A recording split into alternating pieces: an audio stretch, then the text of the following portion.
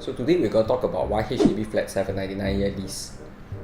Most of us see the 99-year lease as a terrible thing, and it's understandable why. After all, who wants to see the value of their properties behaving like a roller coaster ride, appreciating in the first few decades, then stagnant in the midlife of the HDB flat, and towards the last 40 years becoming a depreciating asset? Now, we learn a concept in economics, and this concept is called scarcity and trade-offs. Let's look at how scarcity as a concept applies to land in Singapore. We have severe land constraints in Singapore. We have 5 million population, but we have only 720 kilometers square to fit this 5 million population in. Putting things into perspective, Malaysia has 32 million population, which is about 6 times more, but they have a land space of 330,000 kilometers square, which is about 458 times more. This should give you an idea of how severe our land scarcity is in Singapore. So really, when we have this 99-year leasehold, it's to manage the problem of scarcity.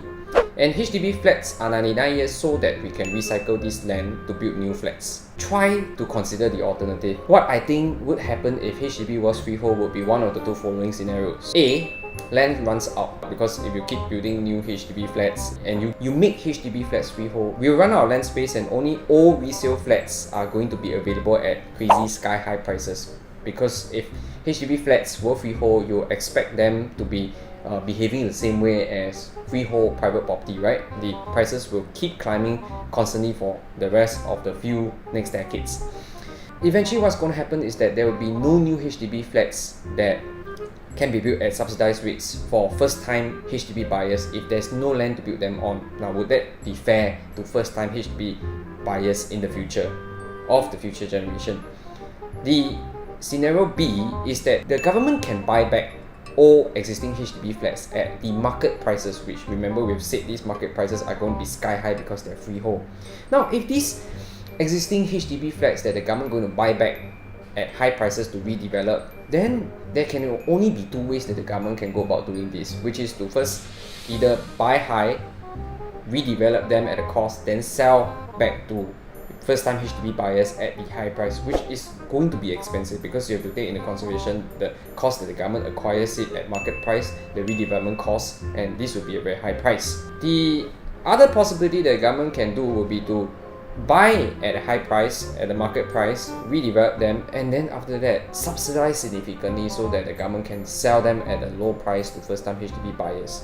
Which means to say that this money has to come from somewhere. If this money has to come from somewhere, where can it come from? Can it come from our reserves? Would that be a good trade-off that we are going to accept, that we are going to rate our reserves? Or two, do we want an increase in taxes for future generations? So taxes have to go up, because if you buy high and then you sell low, the money has to come from somewhere.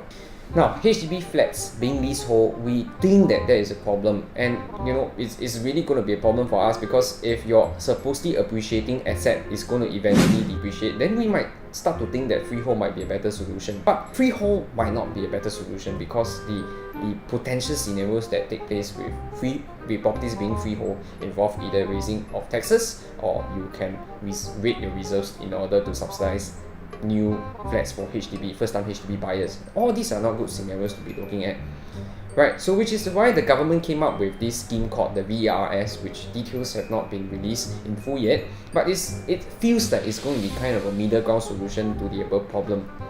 I'm Eugene from Economics at TuitionGenius, and thank you for watching.